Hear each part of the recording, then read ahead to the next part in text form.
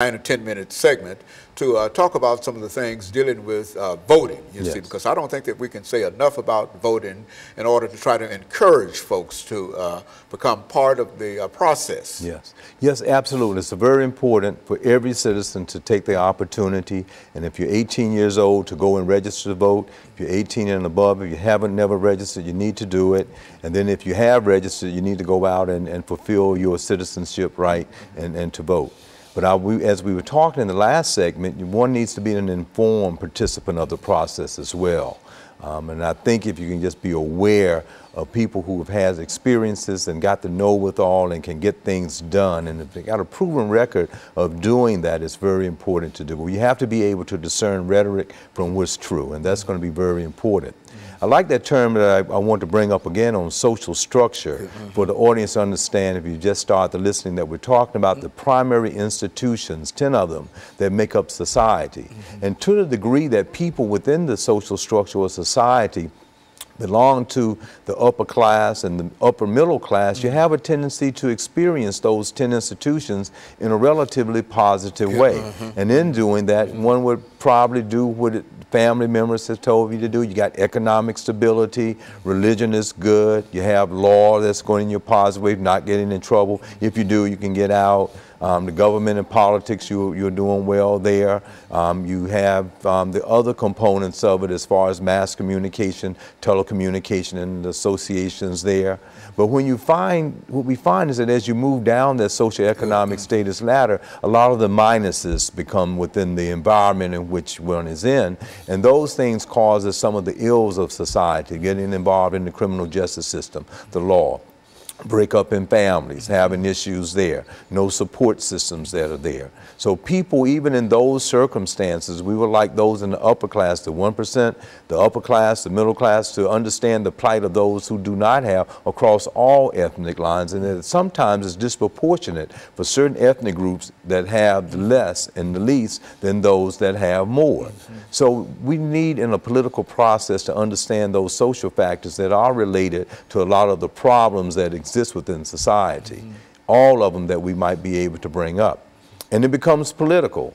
And when it becomes political, then we need to be a part of that voting process, even when you're in the lower class and feel like you have nothing to vote for, to go out and vote. But we need to be an informed voter, and the young people need to be an informed voter, not be so caught up into something idealism. Or those that are in the wealthy class that I'm hoping through education understand why some of those who are in the lower might be in there. They weren't born that way. So you have to understand the factors that are related to that, and don't say, oh, well, they've been here for hundreds of years. Why can't they just pull themselves up by the bootstraps? And just do well like everyone else, when they didn't have the boots or the straps. And the environment, there have been a culture of poverty. And within that, what I'm indicating is that there are certain factors that are there that causes certain behaviors to exist. And until we can break that cycle, we need leaders through a political process that's willing to help out in that fashion. In some of our earlier segments, we have talked about maybe a Head Start program.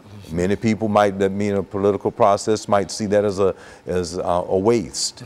But so many people have had so many positive experiences from during the summer of having that intervention. And they've had encouragement from people in that particular program to help them go on to undergraduate school. I have a student that was in one from Michigan, entered the engineering program at Tennessee State University, finished, and now he's just doing very well. But someone in that program noticed he was good in math, and they reinforced it. So these programs that can be out there, and this becomes political, what I want the viewing audience to know, that people want to vote on not having that. In public schools, not having music education. But those in the wealthy, they can purchase music. Oh, they can get private lessons, but there's always been out there for people to have an equal opportunity to have access so that they can go upward and mobile within the society in which we live. Going back to the topic so it won't be confused, voting becomes a very important part of that process, and we need to have people that are sensitive to it on every level, from the president all the way down, and we happen to be in a presidential election year, and so I need people to vote, get out there, and to understand what the real issues are, but be very clear about what you're voting for. And let me make some last statements. We've got about 4 minutes in reference to these social programs that we're generally talking about. What I want you to do is make some statements in reference to how cost-effective it is dealing with these programs rather than not dealing with them. Absolutely. Well, that's a very important observation you just made, because within our social structure, the 10 institutions that make it up, if we have programs that people can identify that have been very effective, it's best to put funds into those interventions, because if you don't, you'll be putting funds into the prison system, into jails, into people being delinquent, and people being deviant, and as a result of that, being a part of the criminal justice system, where on the average to stay in prison might be $30,000 a year, and that program would have been for that kid maybe $1,000 over the summer that may have helped them stay in school or do better.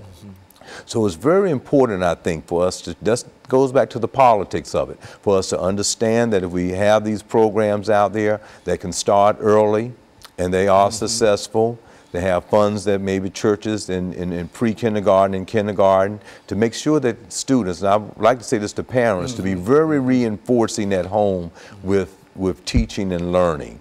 Many times we look at that institution of education and think we got this school, you go there as a teacher and they can work wonders. It has to be reinforced at home with the parents, so when they go back to school, their lessons are done and they are being reinforced at home with a parent so that they can learn and do better. So when they take that 3rd grade exam, that they can get a good score on it. There's no reason why the family and the institution of religion can't work together by the 3rd grade to have that improved. But these programs that are there can help that person. What they are looking at right now in the law is that if a person doesn't do well on those first exams, they are predicting that they are more than likely going to be in that institution of the prison or in law. So it's important to look at those programs, see the positive nature of them, and support them, and for educators to do that, and for politicians to understand that as well. So the taxpayer has to pay money. Yes. One way or the other. Yes. He can do it from a positive point of view, and that is to support these programs, or he can do it from a negative point of view, that is to support prisons, pay for prisons, and et cetera. Either way, he is paying money. That's right. And so the best idea is to try to think in terms of doing something positive, these positive programs that will help people to avoid incarceration and other kinds of negative kind of things. Is that what we're saying here in reference to how the public money ought to be spent? Absolutely, that's true. And if you have donors, you understand that there are programs and nonprofits that are making efforts to do positive things, and if support can be there, that will be one of the aims, to try to decrease incarceration rates, to try to increase education for those students, to help them have some idea of the values, a collective idea of what is good about being in school, what is good about working hard toward a goal, and to finishing high school and going on to college and becoming a professional. But those values of education are very important, and sometimes they get mixed up within the lower income. So it's important to have those programs that can help. After school programs will be excellent. And so you would encourage people on the last minute that we have, no matter what their situation might be this morning, if they are not registered, they ought to get up and go register to vote. And after they register, they ought to be willing to participate in the suffrage in spite of any kind of obstacles that might be thrown in front of them. They ought to make a personal dedication to the fact that they are going to go out and register and vote, because we believe that that is a positive thing for us to do in order to move everybody within the society. Does that make any sense? That makes absolutely great sense, and for people of African descent should know that so many people out of 244 years of enslavement, 81 years of Jim Crow laws, had to fight for that right, and everyone should be a participant.